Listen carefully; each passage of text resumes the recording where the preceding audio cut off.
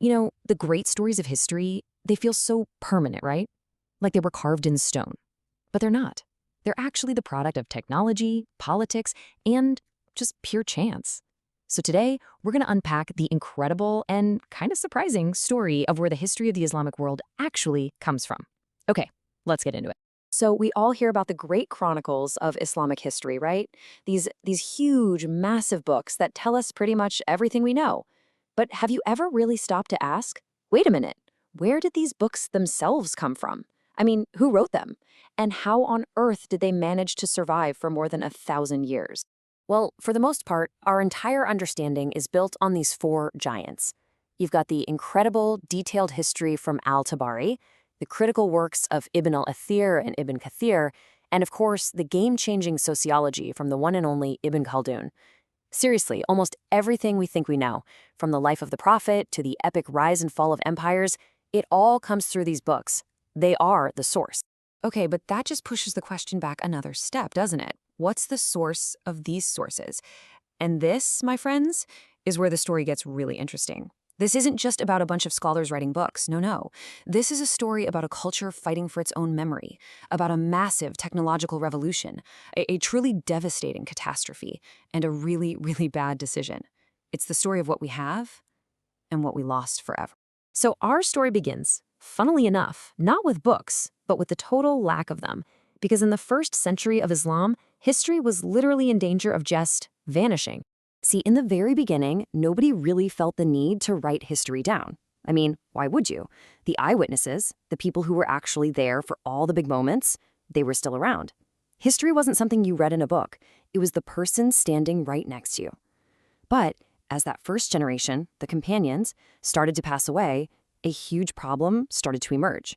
History was turning into memory. And we all know how fragile memory can be.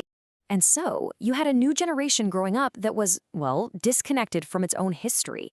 The younger generation, they were starting to forget the incredible stories of their own heroes, like Khalid ibn Walad. And instead, they were getting really into the epic legends of the cultures around them. The Roman hero Hercules, the Persian champion Rustam. It was a classic case of a culture starting to forget its own heroes. Thankfully, a really forward-thinking leader, the Caliph Umar bin Abdul Aziz, he saw exactly what was happening. He saw the danger. So he gave the top scholar of the time, a man named Ibn Shihab al-Zuhri, a mission that was absolutely critical. Travel the world, find the last remaining eyewitnesses, interview them, and write it all down. Create the first ever official history of Islam. Basically, save the stories before they disappeared for good. And al-Zuhri did it. He completed his mission. He wrote the book. But then, disaster struck. The caliph was assassinated. And just 30 years after that, the entire Umayyad dynasty collapsed in this massive, violent revolution.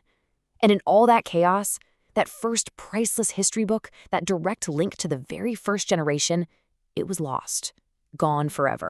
But out of the ashes of the Umayyads, a new power rose up, the Abbasid Caliphate. And the Abbasids, well, they were obsessed with one thing above all else: knowledge. I mean, this passion for knowledge completely defined their era. They built a whole new capital, Baghdad, and right in the middle of it, they created the Beit el-Hekmah, the House of Wisdom. This was the greatest library the world had ever seen. And to give you an idea of how deep their love for books ran, there's this famous story about a caliph who ended a war with the Roman Empire. And what were his terms? Not land, not gold. He wanted a single, specific book by Plato. That's it. That's how much they valued knowledge. But there was one major bottleneck, a huge technological problem. You see, all these amazing books were being written on papyrus, and papyrus was just awful. It was super expensive, really hard to make, and it didn't last very long. It just wasn't a technology you could scale up. You can't build a whole civilization based on books if the material to make them is that rare and fragile. And that is why books, like that first one by al-Zuhri, could just disappear. And then a single battle, way out on the eastern frontier, changed absolutely everything. The Abbasid army went up against the army of Tang China. The Abbasids won, and they took thousands of prisoners of war. And it turns out, among those prisoners were a few craftsmen who knew one of China's most closely guarded state secrets: how to make paper. So that technology got transferred, and the legendary Caliph Harun al-Rashid, he immediately got it. He saw the incredible potential. He didn't just, encourage a few people to make paper. No, he industrialized it. He built the world's first and largest paper factory, right there in Baghdad. And with cheap, easy to make, abundant paper, the Islamic Golden Age could officially kick off. And that one single innovation, just having cheap paper, it unleashed an absolute explosion of knowledge. This was a time when the biggest heroes weren't generals or warriors. They were writers and scholars. It's kind of hard to wrap our heads around today, but in the Golden Age, scholars were basically rock stars. Seriously, think of how we treat someone like Ronaldo or Messi today. That's the level of respect and fame these scholars had. And you can really see this incredible focus on knowledge in a story about Imam al-Tabari. You remember the guy who wrote one of those huge histories we talked about at the start? So he was a teacher living on a pretty modest salary. When his school, just bursting with pride over his success, tried to give him a literal treasure chest full of gold, he just reached in, took out his normal salary of 10 dinars, and said, "This is what you owe me. I won't take a penny more." For him, it was never about the money. It was about the knowledge. But, of course, golden ages never last forever. And while the scholars of Baghdad were busy creating this entire universe of books, a storm was gathering on the horizon. A storm that was about to wash it all away. You see, as the centuries passed, the intellectual energy in Baghdad started to fade. The great scholars got bogged down in these really trivial, pointless debates.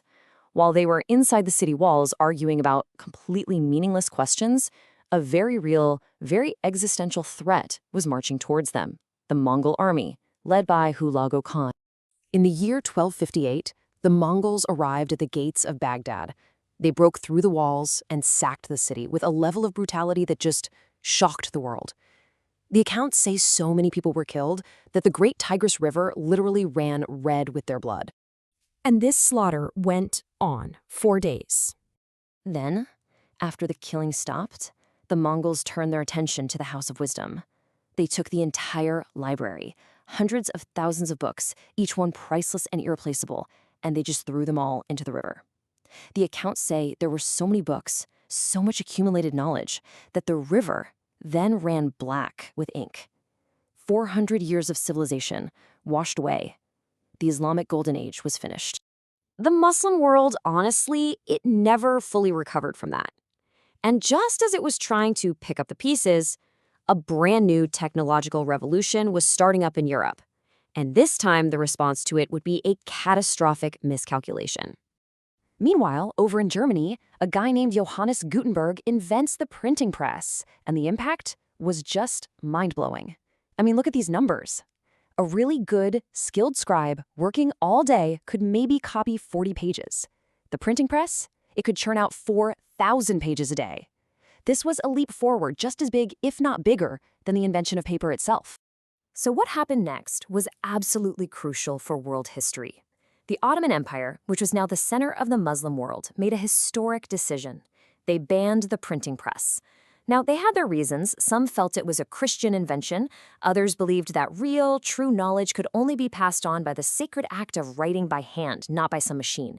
And, let's be honest, many in power were afraid that if books were everywhere, the authority of the official scholars would just fall apart. And so for almost 300 years, they actively resisted this new technology. By the time the Ottomans finally did adopt the printing press, it was far too late. Europe had already leaped light years ahead. And it's just such a powerful lesson, isn't it? It shows how civilizations rise and fall not just based on armies and battles, but on how they react to new technology, which, of course, leaves us with a big question for our own time. What is the printing press of today? And what will future historians say about how we chose to embrace it or to resist it?